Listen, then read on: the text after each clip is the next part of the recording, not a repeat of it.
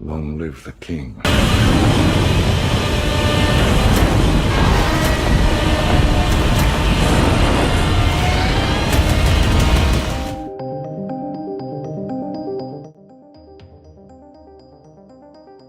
Welcome back to the channel, folks. Mr. H here for another deep dive into the world of Godzilla, King of the Monsters. Now, basically there's been a whole bunch of set visits and the embargo for the set visits has lifted. So a lot of people have been releasing their articles on the set visits, and today what I wanted to do was just break down and discuss them. Basically everything that we can glean from the set visits, talk about it, kind of give you a rundown of the articles. Both articles that I'll be discussing, one from Collider and one from Dread Central. I'll link them down below in the description box, so check them out if you want, but I will be going through it and kind of discussing it bit by bit as we go through. So what we can glean from this is that they were on a huge soundstage, a really, really massive soundstage. They were at what was supposedly Monarch HQ.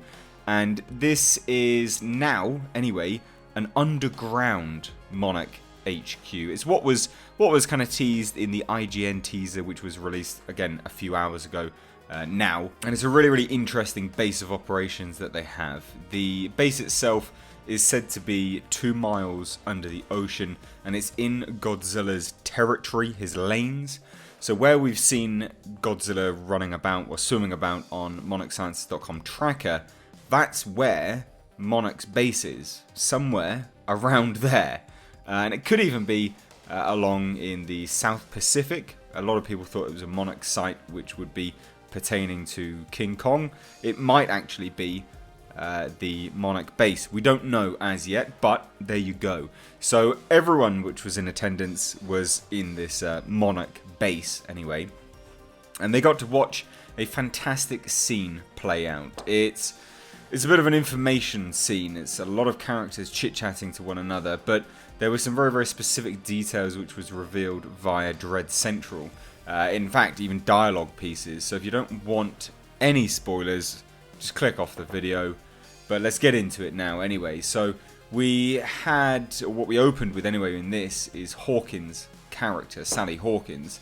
And they're discussing a raid on their operation in the Yunnan rainforest, which is actually, if anyone knows anything about the viral marketing, this is Mothra's base. This is where Mothra is. So the conversation played out as follows. As you know, at approximately 0700 hours, our containment site in China's Yunnan rainforest was raided by an unknown paramilitary group.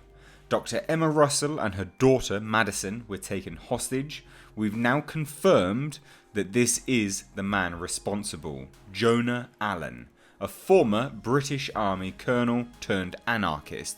And that is, of course, Charles Dance's character. These are the sort of eco-terrorists, I guess.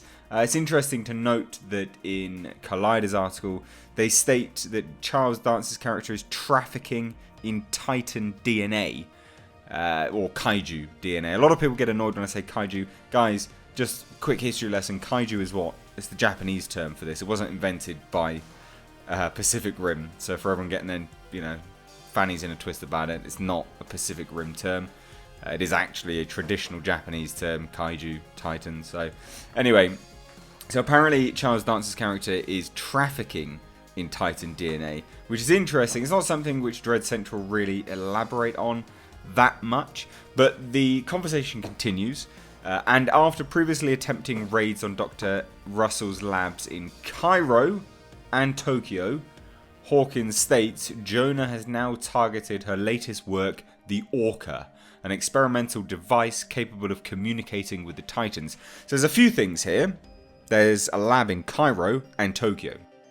Now in the labs, we can presume there's going to be Titans because Dr. Emma Russell's work is this Orca. This is the device which allows communication with the Titans. Now, she was at the Yunnan rainforest site where Mothra is. So, logic would dictate that in Cairo and Tokyo, there are 2 more Titans there. That's what we would imagine anyway.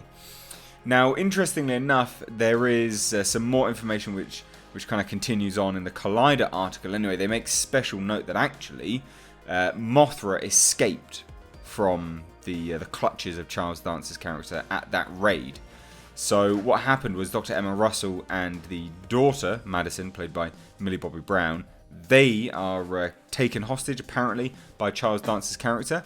Now, interestingly enough, Collider makes special note to say that the Orca itself lets you communicate with the Titans, but it apparently pretty much turns them into a living atomic weapon, which is interesting.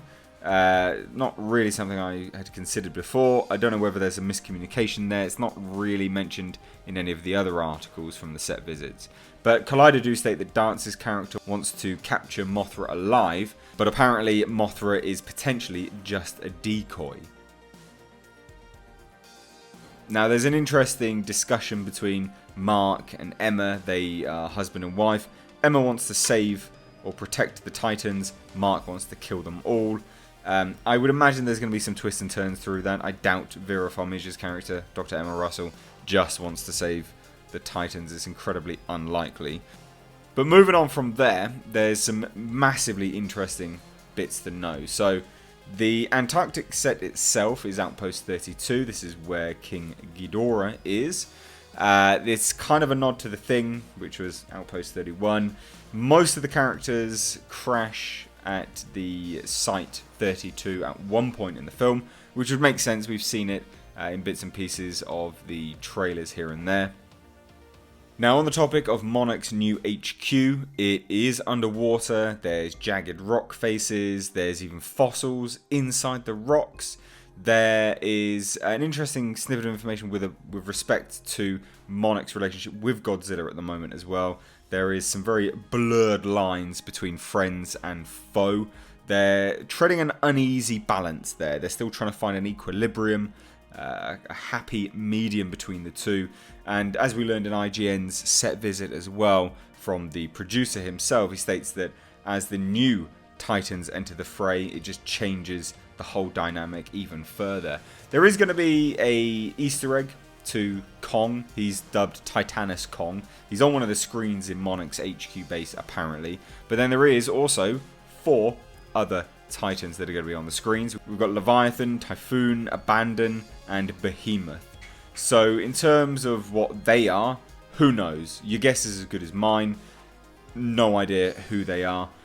It could be some of the Titans that we've seen already in the teaser trailers and things like that. But it's interesting to see that there's definitely going to be 4 other kaiju, at least in an Easter egg form, and the 2 that we know that we've already seen in the teaser trailers. Now, going back to Dread Central's article, as they kind of discuss bits and pieces about the movie and what they saw with the discussion, the scene which plays out as they're discussing Mothra's escape from Charles Dance, that scene apparently, and this is from a legendary representative at the set visit, they state that that scene is a mission briefing that basically sets up the core elements of the film. That is essentially the linchpin to the film, is what jumpstarts everything in the film. So I think it's quite early on, which is great, makes sense.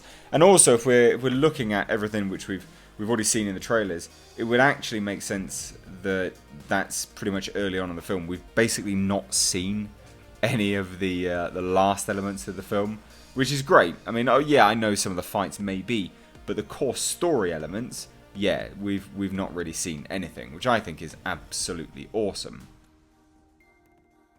Now, going back to the Collider article, they kind of round out a whole bunch of snippets of information. They reiterate what Dread Central's article stated, say that the movie opens at a containment unit with the Mothra larvae, and that whole scene plays out where it has to escape. Charles Dance goes in and attacks.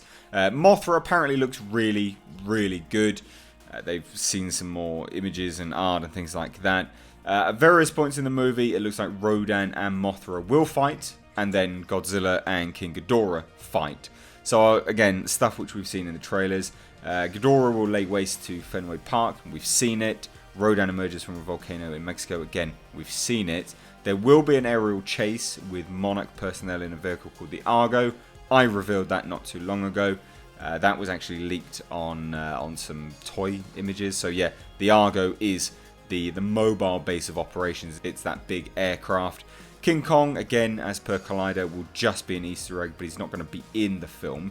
And Mothra, in Collider's article, is actually stated to be a he, which is interesting. Be intrigued to see whether they actually gender Mothra in the film. And don't worry, I'm not going to weird an SJW. It's just because Mothra traditionally is a female, so I will be intrigued to see whether they do that, because I think that would be pretty ballsy of Legendary to go against what Mothra normally is. But Collider's article states that Mothra is in his own containment unit, and Rodan emerges from a volcano in Mexico. Ghidorah comes out of the ice in the Antarctic base. Again, stuff we've already known already.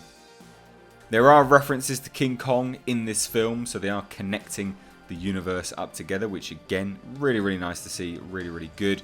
Michael Doherty stated that, Mothra was some kind of deity, and it opens up the story that all of these monsters, these titans, were here way long before us, and they were worshipped as gods. So it's really going on that kind of Greek titan theme, mythology there. I really like that. I think it's really good. It bodes great for the movie in my eyes. And it also makes special note that Toho had to approve all of the designs, and actually they gave Legendary certain elements which had to be met with the design. So a lot of the designs, as much as you guys like them, you could probably thank Toho for that, I think, because there's a lot of credence for that. So guys, that kind of rounds out this video. There's not an awful lot more to glean from it. It just seems like everyone had a really good time. They've got some massive sets on the go for this film. So guys, what do you think about this? Are you excited? Let me know down below in the comment section. As always guys, thank you so much for watching. If you like this video, give it a like and a share. If you're new here, hit subscribe, and to stay up to date on all the world of pop culture and movie news, crush that bell notification icon. Thank you so much. I'm Mr. H. Take care.